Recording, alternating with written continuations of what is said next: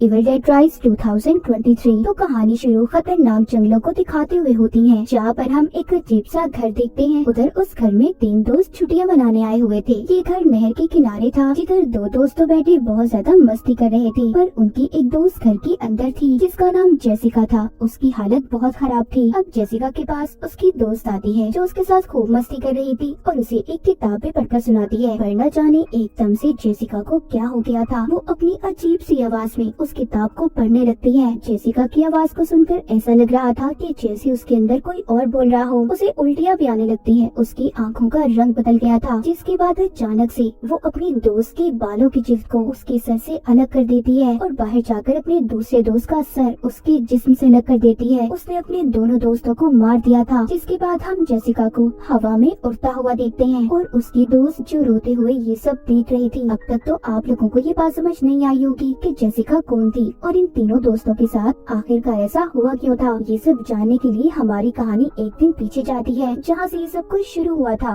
तो हम एक पुरानी बिल्डिंग को देखते हैं, जिसके एक अपार्टमेंट में एली नाम की औरत अपने 3 बच्चों के साथ रहा करती थी। वो अपने हस्बैंड से अलग अपने बच्चों के साथ रहती थी। एक रात एली की बहन उसके घर पर आती है, जिसका नाम बेथ था। बेथ एली के घर पर आकर उसके बच्चों को तोहफे देती है, जो वो उनके लिए लाई थी। बेथ एली के हस्बैंड के लिए भी तोहफे लाई थी, क्योंकि वो ये बात नहीं जानती थी कि उसकी बहन अपने हस्बैंड के साथ नहीं रहती। जब बेथ एली से उसके हस्बैंड का पूछती है, तो एक उदासी वाला माहौल बन जाता है। इसीलिए एली अब बेथ से बात करने के लिए अपने बच्चों को बाहर पिज्जा लेने के बहाने भेज देती है, ताकि ये अकेले में अपनी बहन से बात कर सके। फिर जब बेथ को अपनी बहन के हस्बैंड के बारे में पता चलता है, बेथ अपनी बहन से कहती है कि उसे इस बारे में उसे बताना चाहिए था। उधर बच्चे जब पिज्जा लेकर वापस आ रहे थे, तो अचानक से अर्थक्वेक ज़लज़ला आ गया था। एली के तीनों बच्चे कार पार्किंग में बैठ जाते हैं। थोड़ी देर बाद सब कुछ ठीक हो गया था, पर बात सिर्फ इतनी सी नहीं थी। एली का बड़ा बेटा डैनी देखता है कि ज़लज़ला आने की वजह से कार पार्किंग में एक बहुत बड़ा सुराख हो गया था, इतना बड़ा कि वो उसके अंदर भी जा सकता था। अब डैनी ये सब देखने के अंदर क्या हो सकता है, वो सुराख के अंदर चला जाता है, जहाँ पर उसे कुछ किताबें और रिकॉर्डेड ऑडियो टेप्स मिलती हैं और टेप के ऊपर पार्ट 1, 2 और 3 लिखा हुआ था। उसे कुछ प्रीस्ट फादर की तस्वीरें भी मिली थी। साथ ही उसे वहाँ पर बहुत से होली क्रॉस भी नजर आते हैं, जिनको देखकर ये बात तो साफ थी कि यहाँ पर किसी बुरी ताकत को कैद करने का एक्सॉर्सिज्म जादू किया होगा। वहीं पर वो एक कब्र को भी देखता है, जिसमें से जीसस क्राइस्ट की भी मूर्ति निकलती है। उसे उस कब्र से एक किताब भी मिली थी, जो कपड़े में ढांपी हुई थी। डैनी बिना कुछ जाने उसे अपने साथ ले जाता है। उधर ऊपर इनकी मॉम एली अपने बच्चों के लिए परेशान हो रही थी, क्योंकि उन्होंने टीवी पर इस खबर को सुना था कि ज़लज़ले की वजह से आसपास की बिल्डिंग्स को बहुत नुकसान हुआ है। इसीलिए एली अपने पड़ोस में एक लड़के के पास जाती है, उससे अपने बच्चों को ढूंढने के लिए मदद मांगती है। साथ ही वहाँ पर एक बुजुर्ग लेडी भी थी। मगर थोड़ी ही देर बाद एली के बच्चे लिफ्ट से घर में आ गए थे, जिन्हें देखकर एली बहुत डांटती है और ये भी कहती है कि जब ज़लज़ला आए तो लिफ्ट का इस्तेमाल नहीं करना चाहिए। इतना कहकर वो अपना काम करने लॉन्ड्री के लिए कपड़े लेकर लिफ्ट से जाने वाली थी। उधर डैनी उस किताब को और जो ऑडियो टेप्स उसे मिली थी उन्हें लेकर कमरे में चला जाता है। अब वो उस किताब को खोलने की कोशिश कर रहा था, पर वो नहीं खुलती, क्योंकि वो किताब नुकीले दांतों से बंद थी। उस किताब को देखकर ऐसा लग रहा था कि जैसे वो किसी का मुंह हो। तभी उसकी उंगली उन नुकीले दांतों पर लग जाती है, जिससे खून आने लगा था, जो उस किताब पर भी गिरता है। पर हैरान कर देने वाली बात ये थी कि वो किताब उसके खून को अपने अंदर जज्ब कर लेती है और तभी वो किताब खुल भी गई थी। हम देख पाते हैं जिसमें अजीब अजीब तरह की तस्वीरें थी, जैसे कोई किसी पर जादू कर रहा हो। डैनी उस किताब को तो नहीं पढ़ता, पर जो उसे ऑडियो टेप्स मिली थी उन्हें चलाकर सुनने लगता है, जिसमें पहली ऑडियो टेप में एक फादर थे जो बता रहे थे कि हमने अपने साथियों के साथ किताब को जानने की कोशिश की है, जिसमें अजीब तरह के जादू के बारे में बताया गया है। अब अगली बात दूसरी ऑडियो टेप में थी। डैनी जब उसे चलाता है, जिसमें फादर उस किताब के बारे में बता रही थी कि ये किताब उन्हें मिली कहाँ से थी। पर अचानक से वो ऑडियो टेप में से एक डिमोनिक आवाज आने लगती है, जैसे कोई काली ताकत उसमें कैद हो और बाहर आने की कोशिश कर रही हो। डैनी उस टेप को रोकने की कोशिश करता है, पर नहीं रोक पाता। तभी हम देख पाते हैं काली ताकत उस टेप से आजाद होकर लिफ्ट में एली के अंदर आ गई थी, जो आते ही एली की हड्डियों को बुरी तरह से तोड़ देती है और उसे बहुत ही बेरहमी से मार रही थी। डैनी उधर ऑडियो टेप को रोकने की बहुत कोशिश करता है, पर नहीं कर पाता।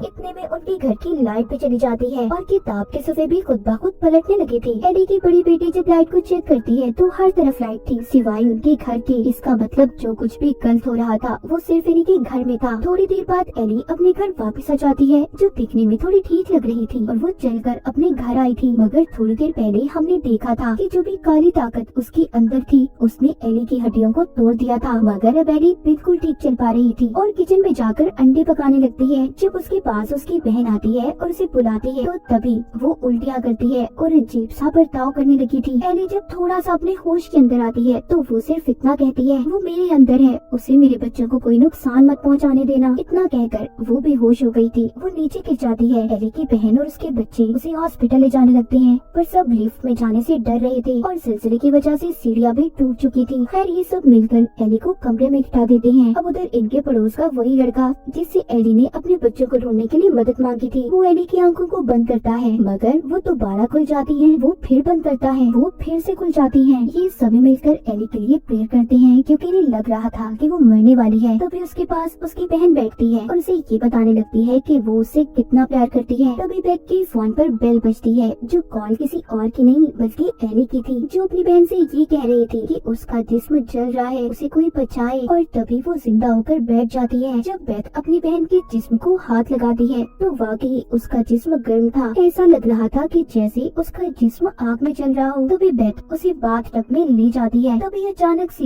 एली पानी से निकलकर दीवार पर चलने लगी थी और इतनी जोर से चीखती है कि सभी उसकी चीख सुनकर बेहोश होने वाले थे। साथ ही साथ बाथटब में जो पानी था वो भी उबल रहा था। एली एक एक कर सभी पर हमला करती है। वो अपनी बेटी को मारने की कोशिश कर रही थी। तभी उसका बेटा डैनी एली को पीछे करता है क्योंकि वो जानता था कि उसकी मॉम के अंदर कोई काली ताकत आ गई है। यहीं पर एली अपने पड़ोस में रहने वाले लड़के की आँख को भी निकाल देती है और दूसरे पड़ोसी के मुंह में फेंक देती है। इस बात का फायदा उठाकर बेथ अपार्टमेंट के दरवाजों को बंद कर देती है। उसके साथ एली के बच्चे भी थे। अब बेथ एक सुराग से देखती है घर के अंदर जितने भी लोग थे एली ने सबको मार दिया था। बाहर एली की बेटी अपने भाई डैनी से लड़ती है क्योंकि वो भी जान गई थी कि सब कुछ उसी की वजह से हुआ है। उसने टेप रिकॉर्डर को चलाया था और उस जादुई किताब को खोला है। इधर ये सब आपस में लड़ाई कर रहे थे। उधर एली अपनी सबसे छोटी बेटी को अपनी बातों में बहला फुसलाकर उससे थोड़ा सा गेट खुलवा लेती है। एली की बड़ी बेटी के साथ भी अब अजीब होने लगा था। उसके चेहरे पर अजीब से निशान आ रहे थे और मुंह से कीड़े निकलते हैं। जब बेथ एली की बड़ी बेटी के पास जाती है तो वो किचन में कांच के टुकड़े खा रही थी। इसका मतलब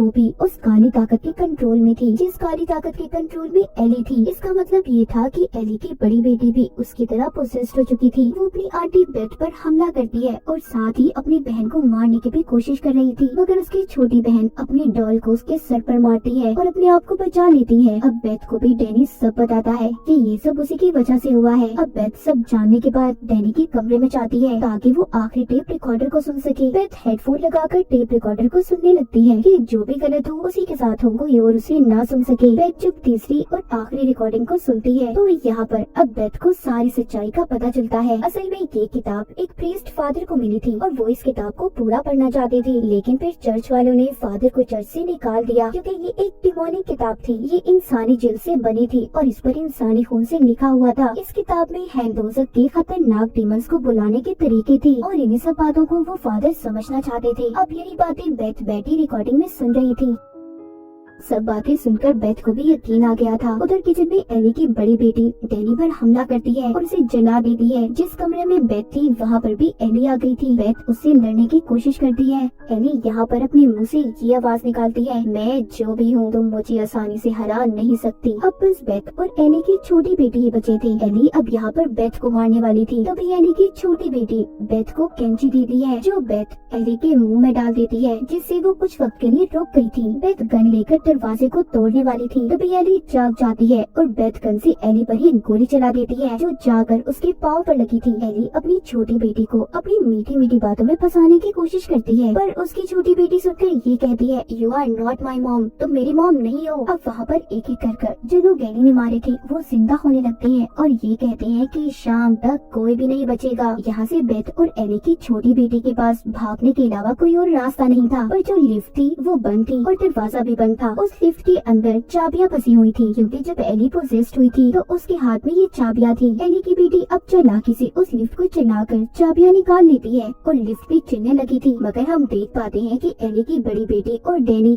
जो कि मरने के बाद डीमंस के कंट्रोल में थे, खुद को लिफ्ट से जोड़ लेते हैं, जिससे अब जैसे जैसे लिफ्ट चलती है उसके अंदर उनका खून भरने लगता है। जैसे लिफ्ट नीचे आ रही थी खून भी बढ़ता जा रहा था। उधर उसके ताप का सफा भी पलट जाता है, जिसमें अजीब सा बना हुआ क्रिएचर था, और देखते ही देखते एली भी अब उस क्रिएचर में बदल गई थी। उधर जैसे ही लिफ्ट नीचे आती है तो खून भी बाहर आता है। खून में भरी बेथ और एली की छोटी बेटी जल्दी से गाड़ी में बैठ जाती है, पर उनके सामने दोबारा एली आ गई थी, जो कि अपने डिमोनिक रूप में थी। वो अपनी छोटी बेटी पर हमला करती है। तभी बेथ चेंसा लेकर उसे मारने लगती है, मगर साथ ही वहाँ पर एली की बड़ी बेटी और डैनी भी आ गई थी। बेथ उन तीनों को फांसी चलती ग्राइंडर मशीन में डालकर मार देती है। अपनी ही फैमिली के 3 लोगों को मारना बहुत ही भयानक सीन था, मगर इसके अलावा बेथ के पास कोई और रास्ता भी नहीं था। जिसके बाद बेथ एली की छोटी बेटी को लेकर यहाँ से चली गई थी, मगर वो डीमन काली ताकत अभी खत्म नहीं हुई थी। अब हम अगले दिन का सीन देखते हैं कि एक लड़की जेसिका उसी लिफ्ट से नीचे आती है, जो एली के नीचे वाली बिल्डिंग में रहा करती थी, और जेसिका वही लड़की थी जो हमने कहानी के शुरू में भी देखी थी। अब जब ये लिफ्ट से नीचे आती है तो बहुत सारा खून देखती है और पुलिस को कॉल करने वाली थी। तभी वही डीमन जो एली के अंदर था वो आकर जेसिका को भी पोजेस्ड कंट्रोल कर लेता है। अब आपको यहाँ पर समझ आ गई होगी कि जेसिका ने अपने दोस्तों को क्यों मारा, और अभी भी वो डीमन जेसिका के अंदर ही है। आगे वो डीमन क्या तबाही फैलाने वाला था